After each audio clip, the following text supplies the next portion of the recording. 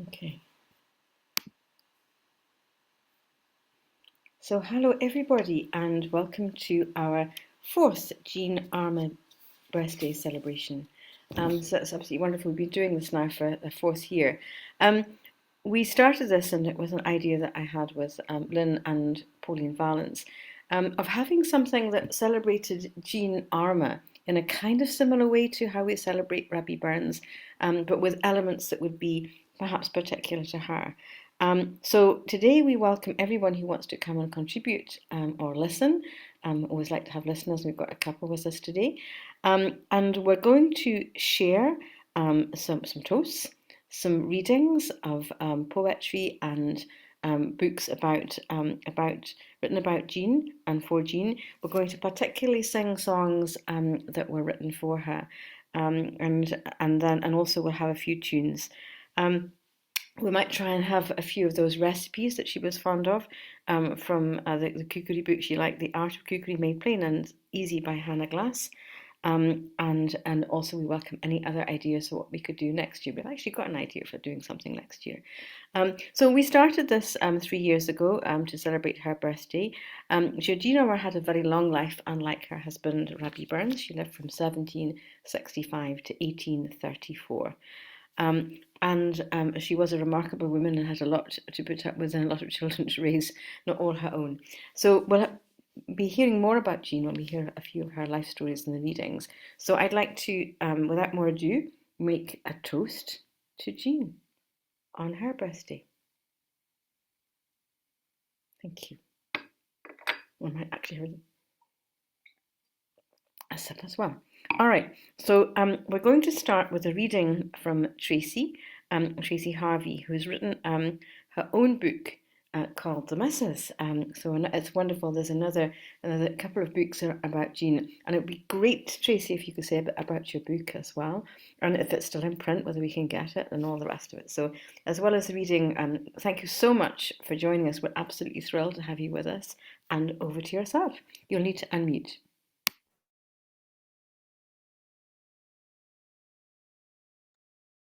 Hi. So I'm Tracey Harvey. Thank you very much for asking me here tonight. And in 2017, I published this book called The Misses. And it's a poem book about the kind of first few years of Jean Armour and Robert Burns's relationship. And the bit I'm going to recite tonight is a wee bit about how they met. And as you might ken, they met on the drying greens at Mauchline back in 1785. So it goes like this. The morn was bricht and breezy, sunshine warmed my skin, clays cracked and flapped around me, blowing in the wind. Just a lass of 19 years I was, helping mother with a graft, where leaving wains and feather tate was enough to drive her daft. Between her and I the wash was done, the clays hung out to dry. A sup of tea in baith our minds when a towsy coley dug come by. What it had been was forfeit clean at strook at Cope's kelpit. 'Twas macking for our babby cloots, so I roused my horn to skelp it. And then it heard its maester's screch, and ere to him it pelted. Its maester laughed at my roused horn, said, "Lass, the wee dog canna help it." Well, wi' beelin' blood, my een met his, be share, my wraith, he felt it. Since sunrise, Sir the cloots we've signed, our horns are blistered sair, and for nae dafty in his mocket dug will we tow alone mare. Wi' mock sairy face, he bowed his head, and duly ta'en the flightin', then smelt at me wi' glintin' ee and a look that was inviting. And says he, "This dog shures me with sic a love, the likes I never kent. If sic a love a lass endowed, nae mair would Rab lament. So fair fa, braw lass, we'll meet again, and next time we'll no bicker." And wi' his horn he stroked my cheek, and my sairy heart beat quicker. Wi' his mocket dog he turned and left, and ta'en my love forever. Us Mauchline lassies work together, washing, weaving, helping mother, and whilst we graft the blethers canty, gossip, stories, tales aplenty, courtships, winching, unlikely hitches, adultery, blasphemy, hoch magandi and witches. So it wasn't hard for me to find out about this braw big lord who'd coat my ee and made my heart glad. That's Rab Burns, I was told, plus the fields up at my school. He's out walking with Joan dug at his heel. An older lass told me he was yinst smitten wee Nell when they'd been stuck in the corn, and she has minded him well. The which of his mind, he was blate and sincere, just a bit boy back then, in his 15th year. Aye, but no so sweet noo, said another lassie, for he's burnt best patin. My cousin told me. Joan's sonsy big lass for him did care, and noo has to sit on the creepy chair.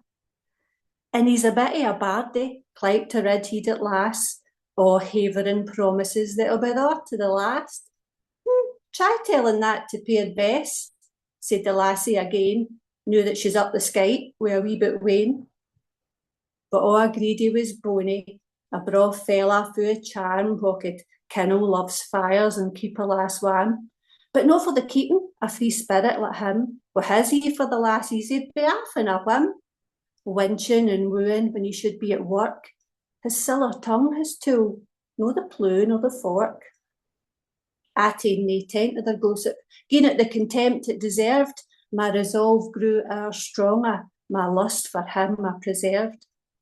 Tired of their tattle, I just kept tramping the washing, whilst I talked unto race speaking who there'd be dancing. Mashing the cloots in the freezing water, letting on like I didna care, until I heard the lass hark, are you going, Jean?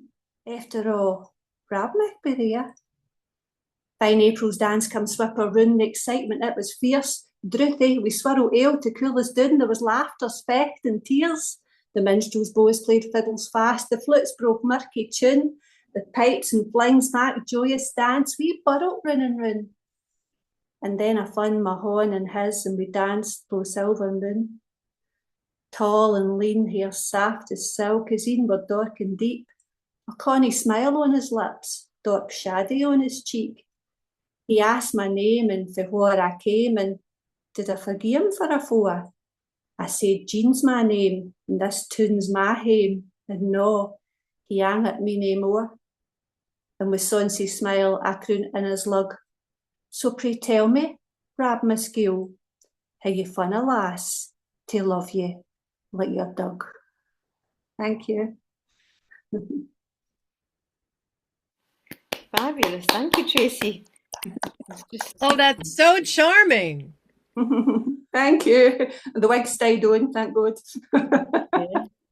It's great to have that that insight into thinking about what would it be like, you know. Yeah, and she was that young to have fallen in love with him. Reggie was young himself. Right, Maha. So up next, we'd like to hear from Anne Burnett, who, let's let David in as well. A couple of people in. I came across Anne's poem, and I know that Dave, David had come across some of your work as well, so I'm really glad he's able to join us now.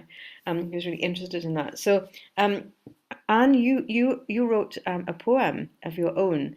Would you like to tell us? I know you're going to read it, but maybe tell us a bit about what inspired you to write it, and you know what's happened to it. Because I know that you've obviously made some connections with other people like Tracey, which is grand. But yeah, tell us about your. No, you need to unmute to speak. And you'll need to press your unmute button, or press the audio button. There we are. Perfect. Well, I wasn't so much inspired to write this poem as forced, because at the time I was on a master's programme for creative writing, and we had one of Scotland's foremost poets, Tom Leonard, leading it, and he asked us to write a poem about a woman behind somebody who is famous. So I was living at that time in Ayr, just down the road from Burns's cottage where he was born. So I felt sorry for Jean, so I wrote this one. Look, it's called A Widow Reminisces on the Occasion of her late husband's birthday. So while everybody else is celebrating Burns Night, she's at home gathering her wrath and what. He wasn't much use as a husband, mind. Oh, aye, he was a charmer. Ask any lassie for miles about. See it in his eyes, the wains scattered all round. But reliable? No. A good provider? No. Too few ideas and thoughts and thinking, no enough hard labour. Left me with a newborn and a debt to pay. A book of verse and scribblings, sangs and body lines that entertained his cronies many a night, while I watched the wains and stoked the flames of wrath and regret. Too few radical thoughts that had the long finger pointing and murmurings of treason and revolution. Too few lust and adulterous fornication for the black-coated kirk to stomach. Often too few. No, no a good husband as you'd cry it. But what a man. Thank you, Anne. So pleased to hear you not only have the poem that you wrote, but have you read it yourself. What an honour for us. That's absolutely grand. Thank you also for the wee story behind it. Okay, excuse me. Oh, he wasn't much use as a husband. A great first line. All right, let's pass on to Lynn, who's going to sing a Burns song for us next. And then after Lynn, Anna will also sing a Burns song. Thank you. Welcome, and thank you, Lynn, to involve us all in this wonderful event. And I have organized Burns suppers here in the States for a number of years, have had the privilege of delivering the immortal memory, which when I started it was unusual for a woman to do, and so have been interested in Jean Armour for a long time. I actually gave a reply to the Lassies who say me too at one point. Dedicated to Jean. And I'm going to give you a song that Robbie Burns composed to a tune that he collected about, and I've learned this from Iona Fife. And Iona indicates that it actually predates Culloden, although there are verses in it about Culloden, and so it's often thought of as a song of a Culloden widow. But it's likely that the original from which Burns took his piece goes considerably farther back than that. So it's the Highland Widow's Lament.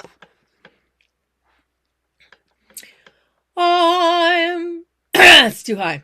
Oh, I am come to the low country, without a penny in my purse to buy a meal to me. It wasna say in the Highland hills, no woman in this kin through wide say happy was as me. For then I had a score of kye, feeding on yon hill so high, and gieing milk to me. And there I had 3 score of Yowes, skipping on yon bonny nose, and casting wood to me. I was the happiest all the clan, sir, may I repine, for Donald was the brawest man, and Donald he was mine. Till Charlie Stewart came at last, so far to set us free. My Donald's aim was winted then, for Scotland and for me. Their woeful fate fit need I tell, recht to the wrong did yield. My Donald and his kindred fell, upon Culloden field. Ohone, O'Donnell, ohone, o'hree. Nae women in this world wide sae wretched new as me. Nae women in this world wide sae wretched new as me. The Highland Widow's Lament. Great singing, Lynn. Thank you. And here's to all the widows. Indeed, and here's to those of us connecting and still connecting across the big pond, and you know it. The wonderful opportunities we've had to connect, not just within the UK, but as far away as America and indeed Australia. It's been amazing. I think before I pass on, I should mention that Lynn is a very persuasive lady, and I don't know how she did this. She persuaded me. I hate making speeches. I'd never made a speech at a Burn supper, sung at many a Burn supper, but never spoken at one. And somehow she persuaded me to do the toast for the Lassies. Yeah, so that was interesting, wasn't it? Right, Maha. You did a grand job, you did.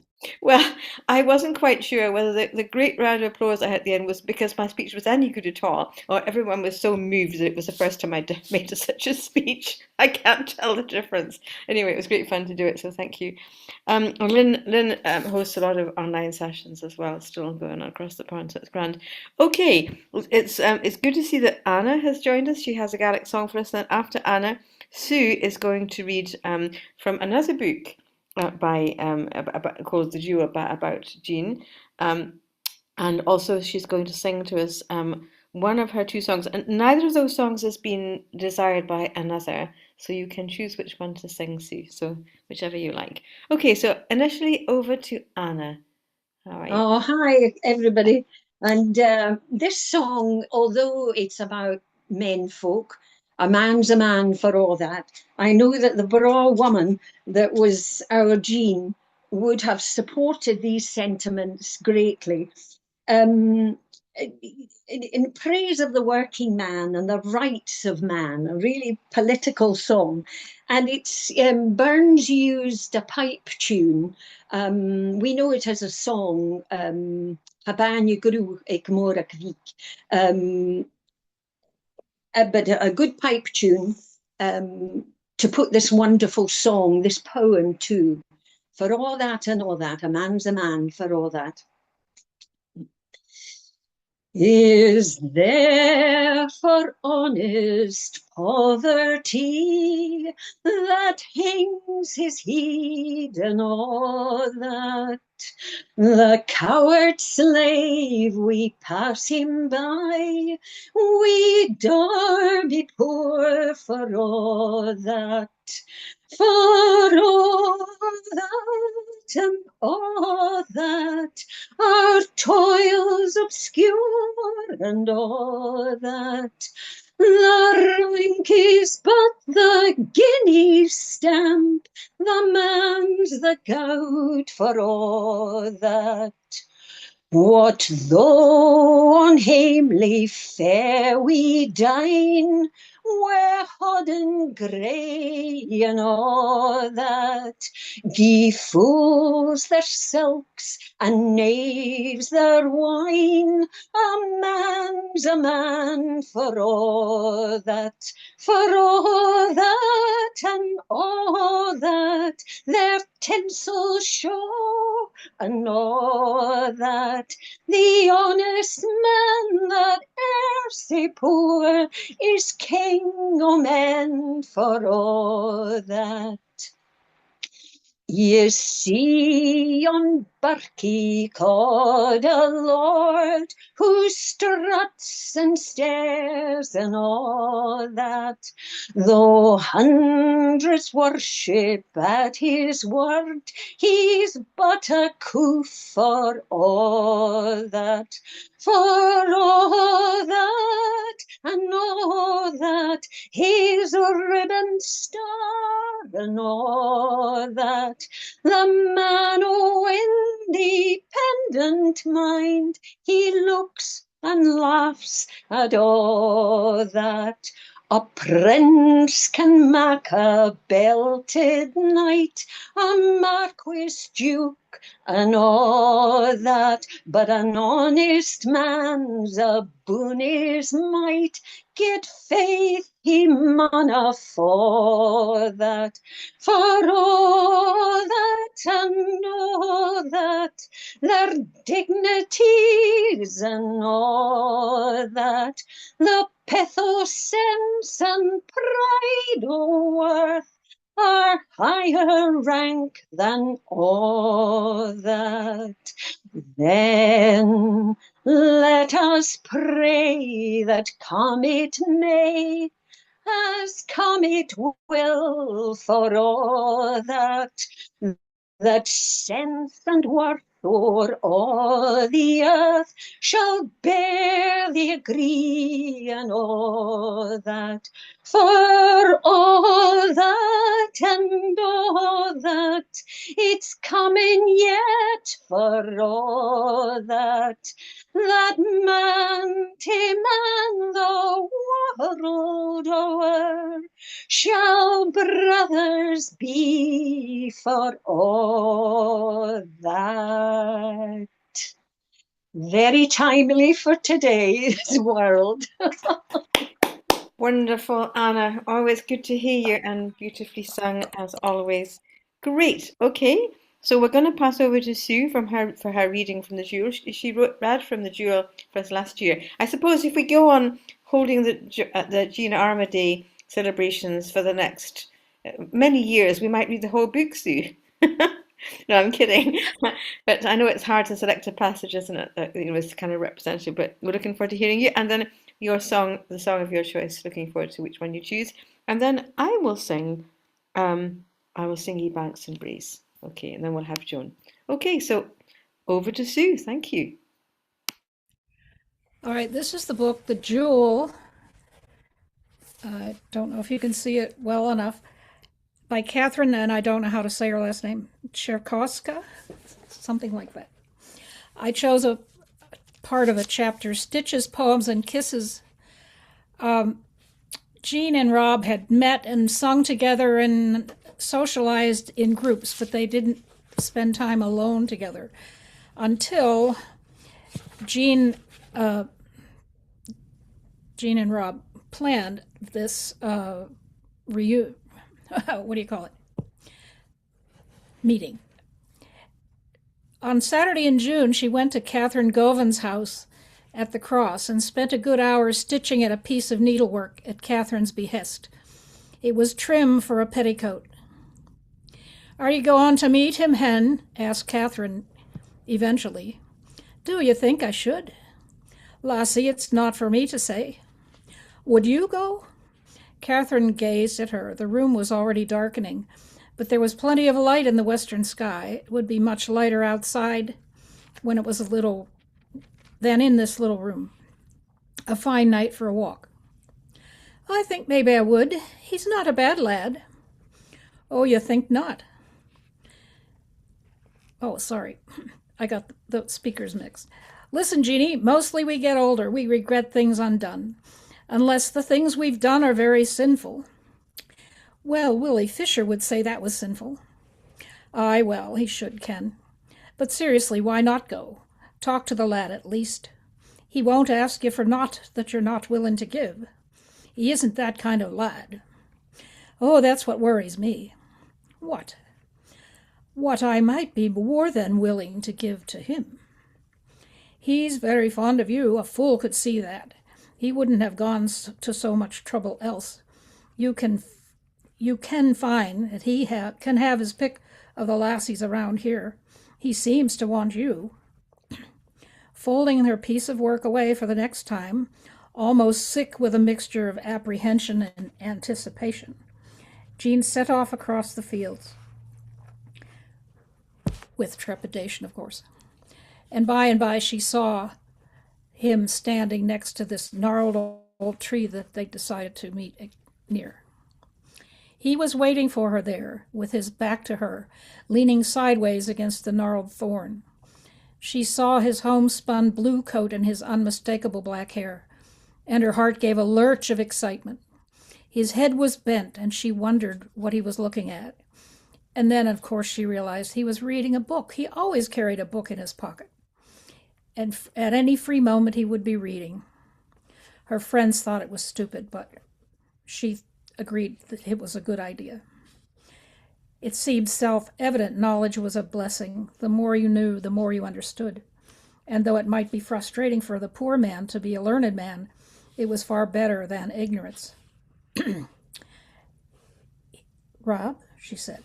He turned, slipped the book into his pocket, and held out his arms to her.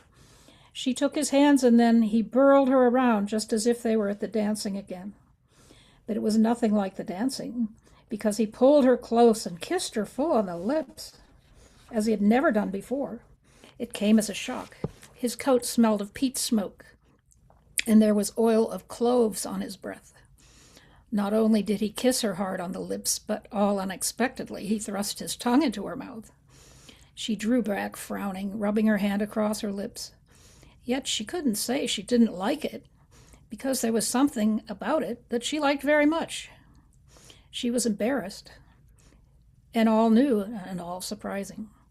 He hugged her, running his hands up and down her back, under her shawl, warm hands through the cotton of her gown. The light summer stays, but he didn't kiss her again. Not then. "Ach, I'm sorry, you're that bonny. You shouldna be that bonny." The cautious part of her, the sensible girl, knew that she was no great beauty. She had a light heart and a light step and sweet voice and so on and so on. But Rob was clever, too clever by half, too clever for his station in life. She already knew that much about him, and nothing since then had caused her to change her opinion. All the lassies knew it and laughed at it. He would fall in love, and then the beloved was invested with every virtue known to man in general, and poets in particular, and so on. They don't do anything then, but we all know that they did later. Thank you. And now I'll sing Whistle, and I'll come to you, my lad. They always had to meet in secret because her parents hated him. Oh, whistle and I'll come to you, my lad. Oh, whistle and I'll come to you, my lad. Though father and mother and all should go mad, oh, whistle and I'll come to you, my lad.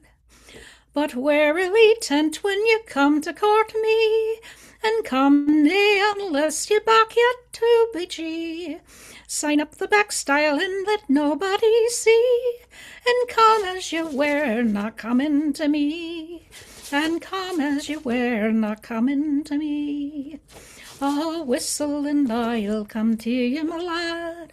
Oh, whistle and I'll come to you, my lad. Though father and mother and all should go mad, oh, whistle and I'll come to you, my lad. At kirk or at market, whene'er you meet me, gang by me as though that you cared not a flea, but steal me a blink o' your bonny blackie. Yet look as you were, na look into me. Yet look as you were, na look into me. Ah, whistle and I'll come to you, my lad. Ah, whistle and I'll come to you, my lad. Though father and mother and all should go mad, oh, whistle and I'll come to you, my lad. I vow and protest that you care na for me, and whiles you may lightly my beauty awee, but court nae another, though joking ye be, for fear that she wile your fancy frae me, for fear that she wile your fancy frae me. Oh, whistle and I'll come to you, my lad. Oh, whistle and I'll come to you, my lad. Though father and mother and all should go mad, oh, whistle and I'll come to you, my lad. Thank you.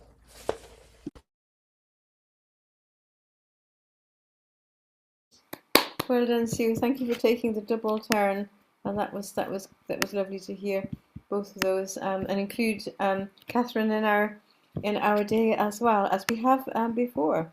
All right. I'm going to sing Ye Banks and Ways now. There's a wee bit of no, not much of a surprise at the end, but a wee surprise at the end. Yeah. Ye banks and braes of bonny Doon, how can ye bloom sae fresh and fair? How can ye chant, ye little birds, and I say weary for care?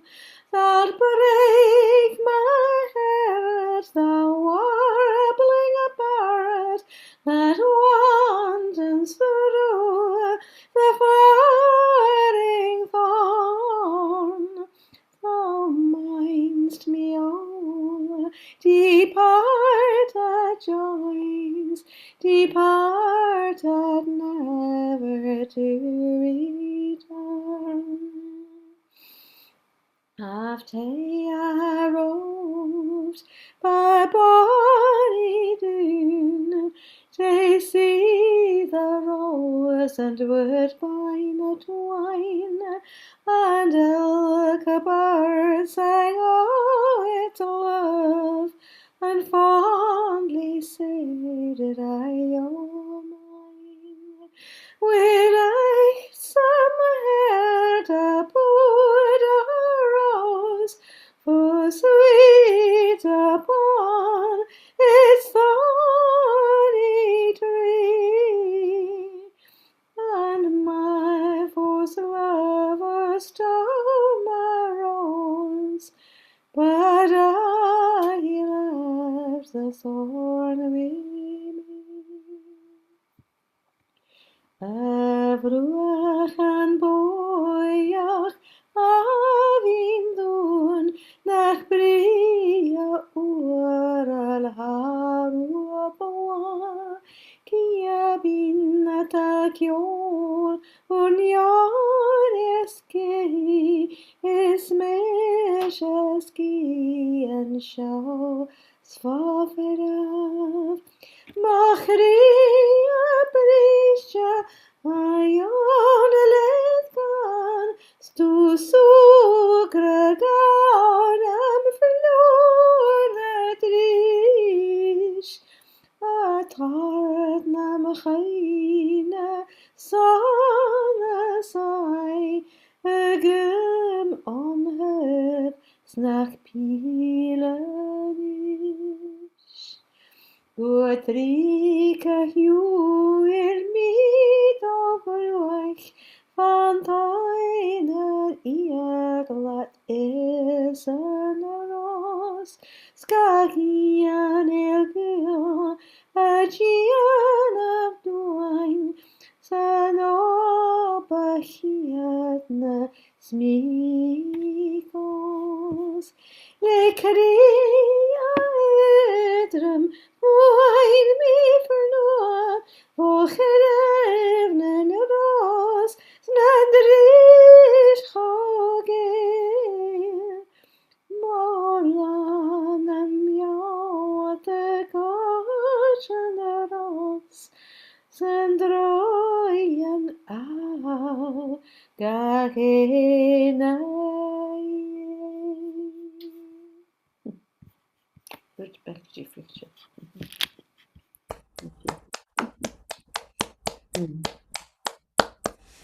Because he didn't write any songs in Gaelic, but they were all translated, and some of them sound really lovely in Gaelic as well as in English. So there we go, something a little different. Ah, thank you. All right, thank you very much. So next we'll have Joan, and she's going to sing Casa Yowes, and then I'm going to endeavour to play a video from Trish. Fingers crossed. Okay, so Joan, over to yourself.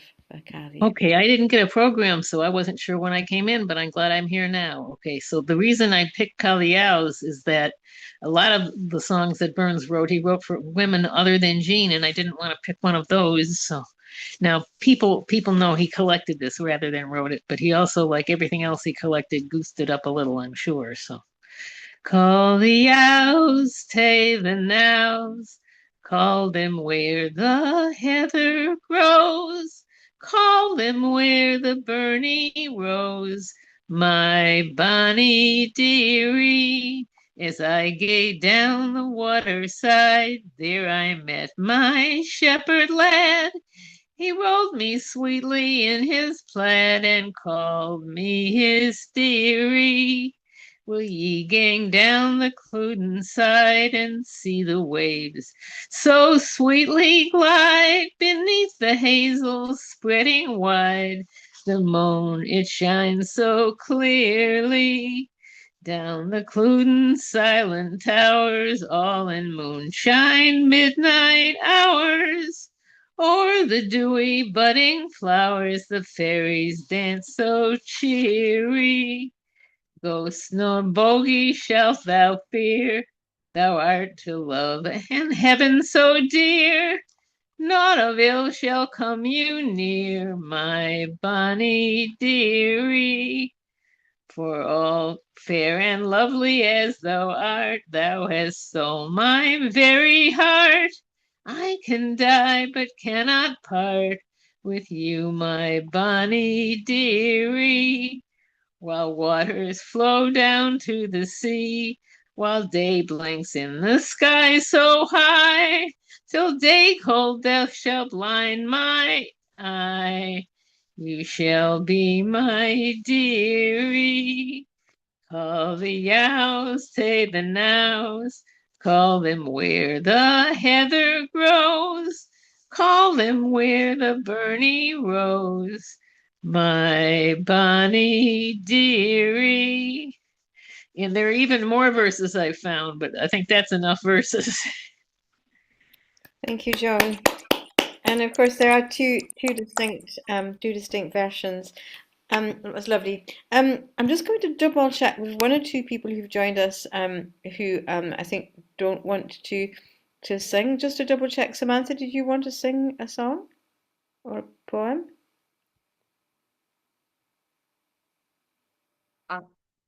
I don't sing. That would drive everybody away if I was to sing. Or But if I you did want, do some Burns poetry. I don't know if I okay. should maybe do one. Yeah, no, that would be lovely. I tell you what we'll do. We'll try and play Tracy's recording now to give you a chance to find something that you want to recite. And we'd be No, delighted to hear I from can you. go at any time. Okay. Well, I'm just going to try and play. I'm going to try and play the recording, and then because if it doesn't work, Tracy might need a bit of time to find an instrument as well. But fingers crossed, it might. I'm just going to mute you, Thank you. probably myself as well, and give.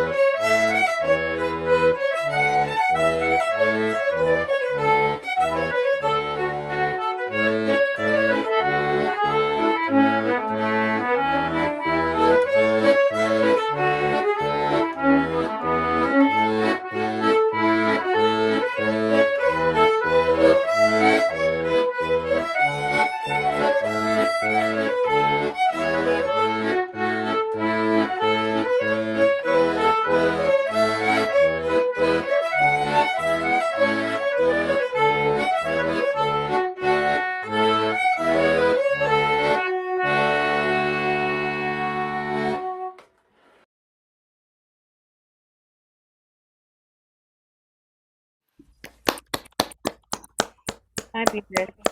Very nice. Thank you, Trish. Trish, you would like to add a wee bit about the tunes, yeah? Just fairly quickly, the first tune was to a poem and song called Handsome Nell, and it was supposedly the first poem that we know that Burns wrote, and he wrote it for a young girl that called Nell, of course, that he met while getting the harvest in. Various theories about it was either Nellie Blair or it was Nellie Kilpatrick, but I think the various scholars have decided it was Nellie Kilpatrick, who came from a farm next door, and he was at that point on Mount Oliphant Farm. So it was originally written in 1774, but then another version was composed in 1786, and he drew upon a previous traditional song called is it Once I Had a Bonny Lass? Yes, Once I Loved a Bonny Lass. Anyway, but it didn't actually get published until after he died in 1803. It was in the last volume of James Johnson's Scots Musical Museum. The second tune was Having Seen the Day, and he's quite disparaging about this Tibby, because she is quite wealthy and he's not, so he's sort of mocking her, as it were, for actually having money and for him being poor in this poem. And the third one is called My Father Was a Farmer, and that was composed in 1782. So all of these actually predate Jean, but it's just to show that he did have an eye for the ladies from very, very early on, and he carried on having an eye for the ladies even while he was married to Jean. Thank you. Thank you, Trish. Absolutely, and thank you for giving us the information on the tunes. That's great. All right, now hopefully Samantha, who's joined us, is going to read us one of the poems. So over to yourself, Samantha. To unmute, please. Thank you.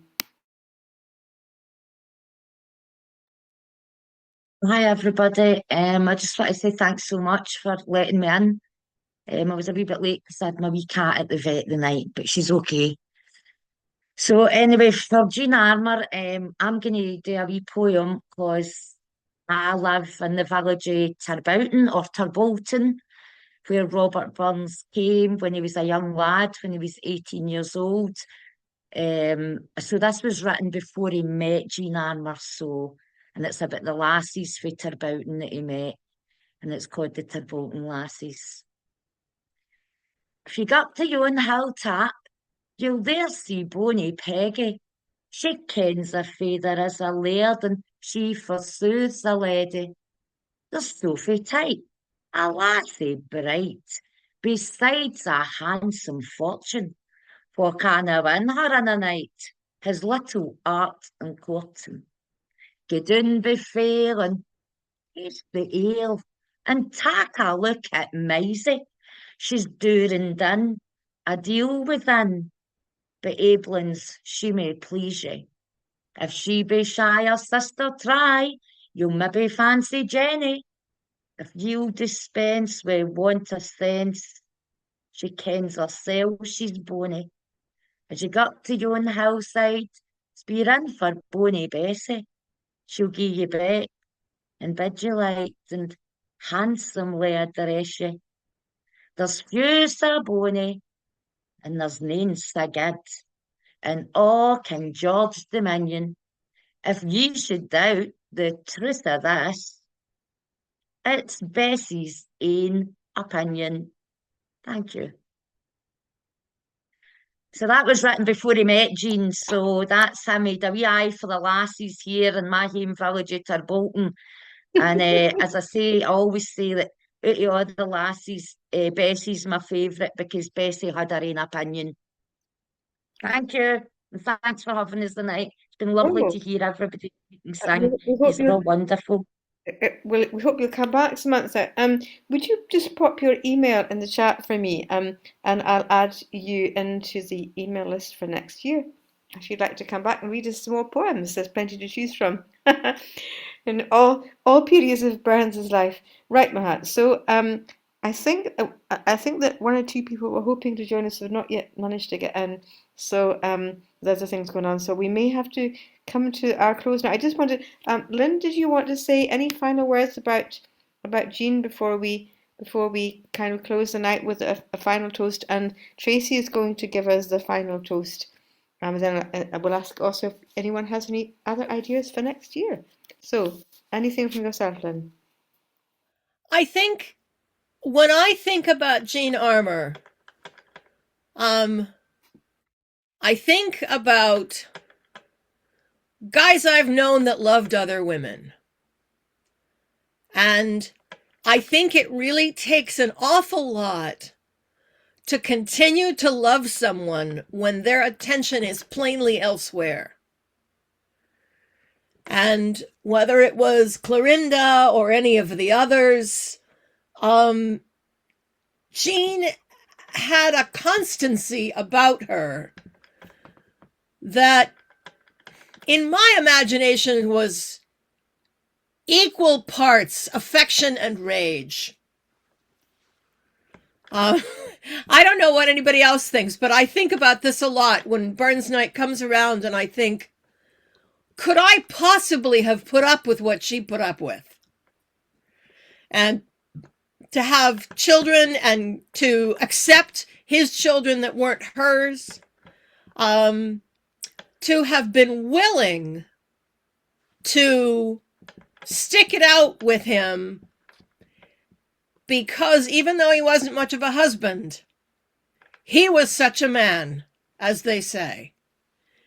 And I think that takes a very special kind of person to love like that. And I think Jean was really extraordinary in that way. So that's my thoughts on Jean Armour. That's very wise and insightful, Lynn. Yes, yes. And another reason to celebrate Jean for her patience and forbearance, and to enable him to be his rock when he was doing his. Yeah, she was really something for him. Yeah, she was. Absolutely. Thank you. That was very insightful and helpful. All right. So I think it may be now, oops, unless anyone else, yes, Dave has also made the comment that she was very deeply in love with him and quite extraordinary. So we're celebrating. So with a bit of luck, we'll come back and do this next year. Tracey, I think you're going to propose the final toast.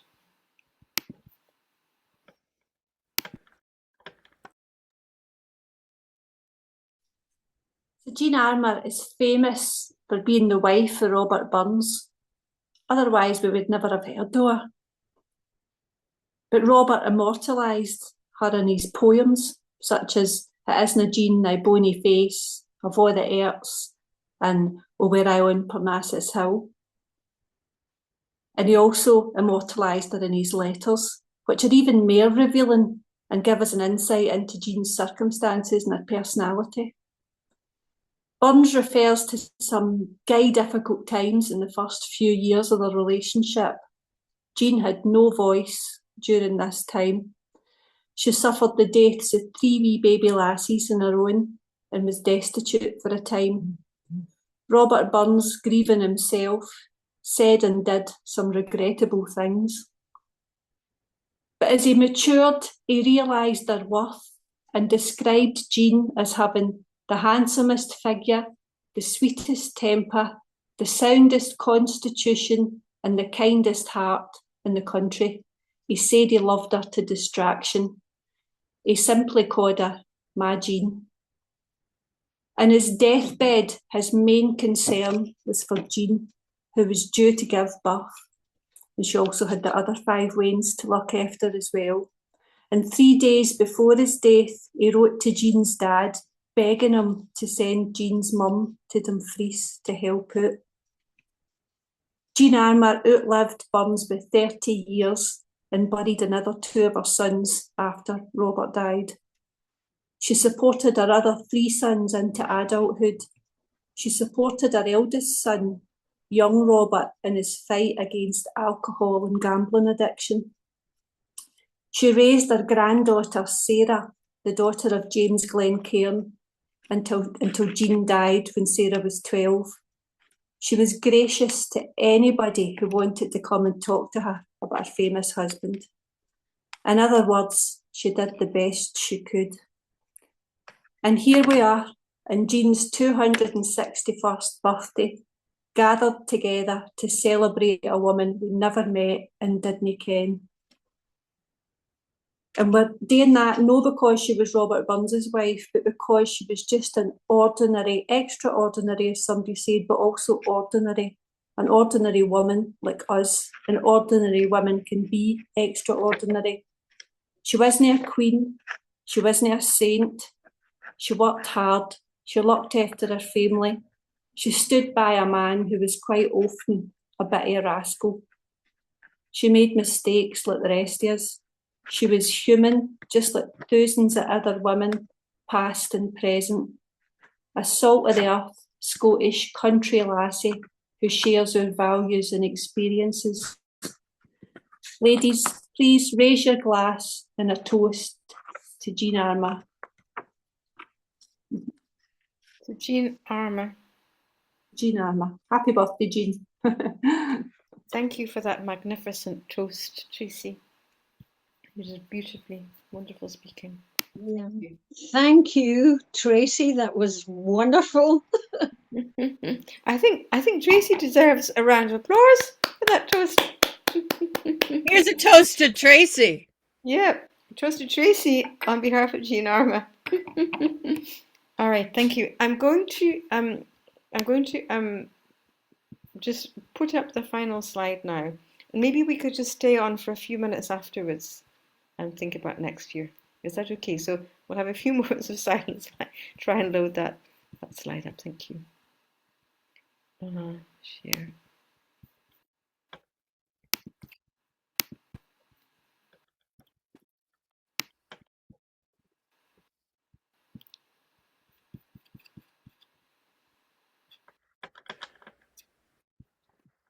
Oops.